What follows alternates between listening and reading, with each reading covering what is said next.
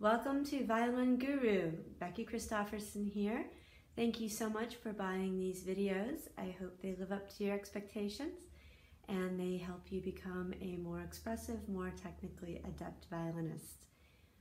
This is the beginning video, which assumes that you do not have any violin training previously or that you don't have confidence in your training that you've received previously. Please go step by step, hit pause often, and make sure that you really understand and can do each step. It's designed to be move at your own pace, so do exactly that. We're going to start with the bow hold, which I think is the trickiest part about playing the violin, but also the most impactful since the quality of your tone largely comes from the quality of your bow hold.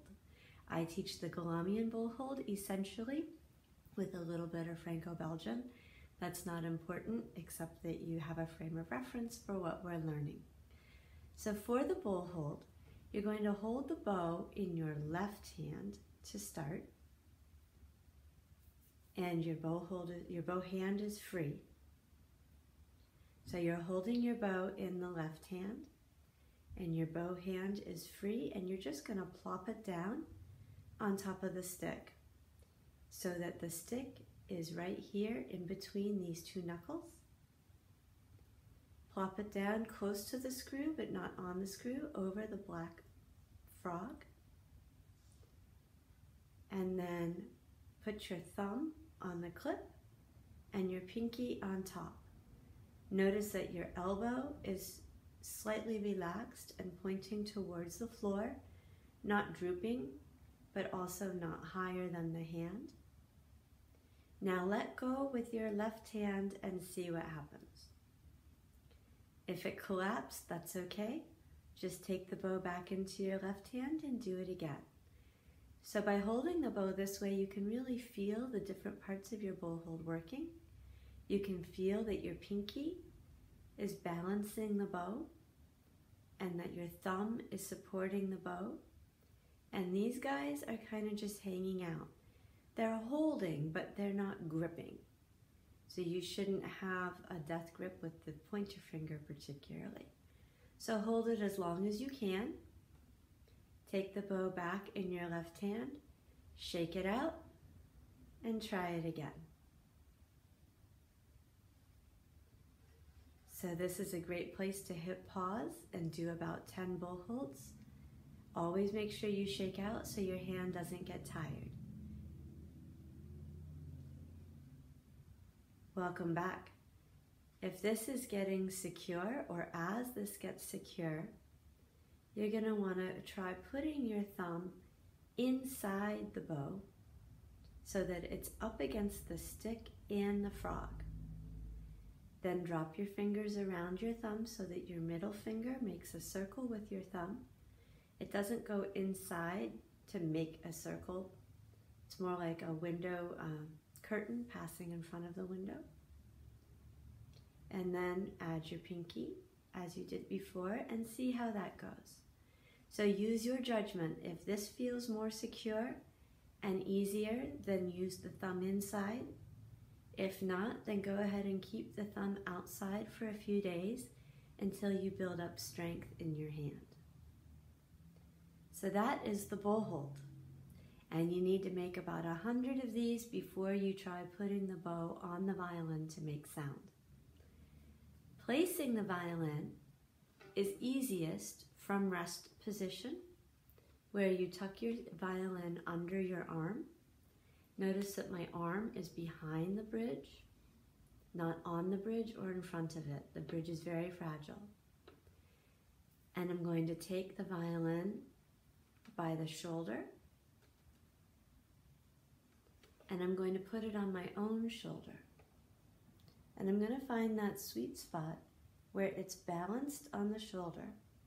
I'm going to turn my head so my nose is pointing to my scroll and drop it down on the chin rest.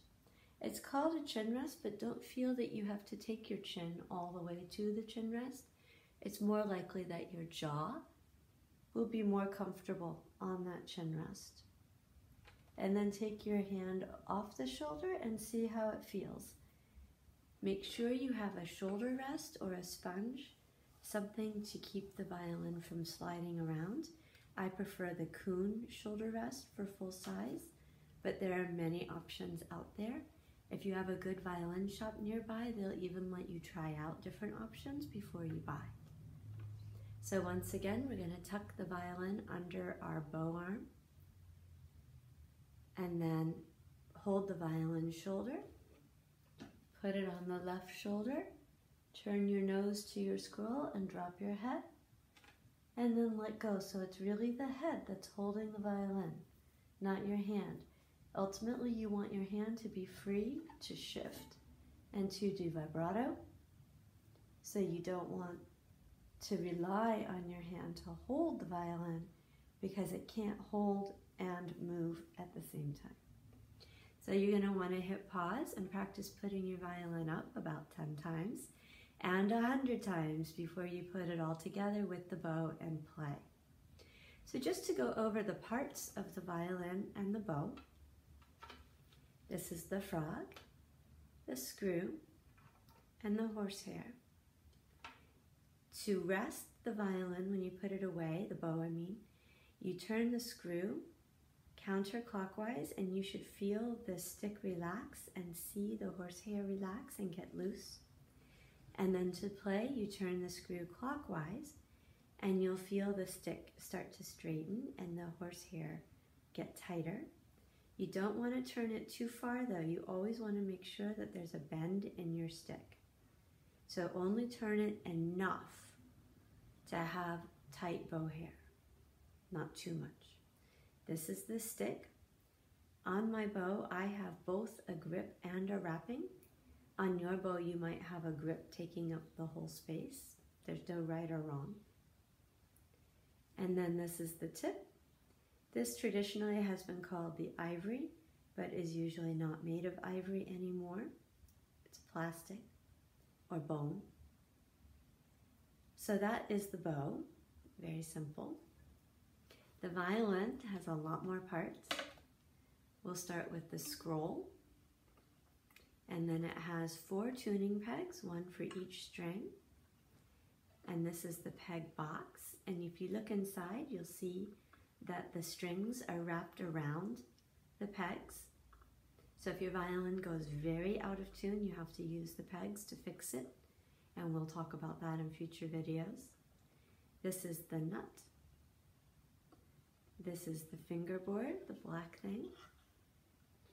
This is the neck, and under the neck are the shoulders, and this is the body of the violin, very human. These are our 4 strings. The highest is the E. The next one is the A. The next one is the D. And the last one, the lowest, is the G. The black lining around the violin is the purfling. These are the F holes where the sound comes out. And if you put your violin like this and you look in the F holes, you can see the sound post, which is what makes the sound the way it is on the violin. And then here is the bridge that supports the strings. It is not glued in place, nor should it ever be glued in place. These are the fine tuners, which is what we use to adjust the strings normally when they're not terribly out of tune. This is the tailpiece, the chin rest, and the button. The sides, and the back, and the shoulder rest. So those are the parts of the violin. Make sure you review those and familiarize yourself with that.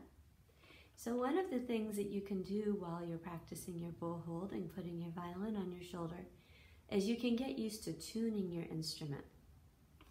You can get a tuner app for free, just search for tuner, and it has a gauge that will show you when the string is in tune.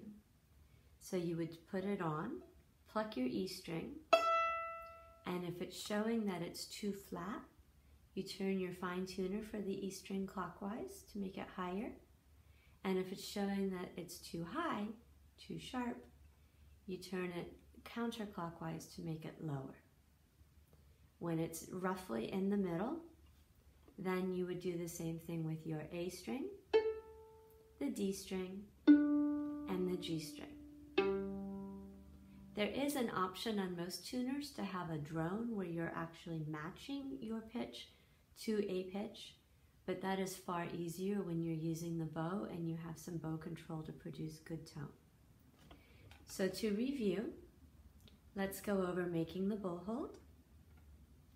To make a good bow hold, hold it in your left hand, shake out your right hand and plop it down between these two knuckles.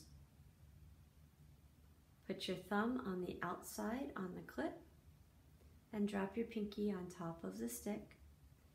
These guys should be soft and not pressing, but holding. Let go and test yourself. Shake out and do it again. Beautiful. Happy practicing, and I'll see you in the next video.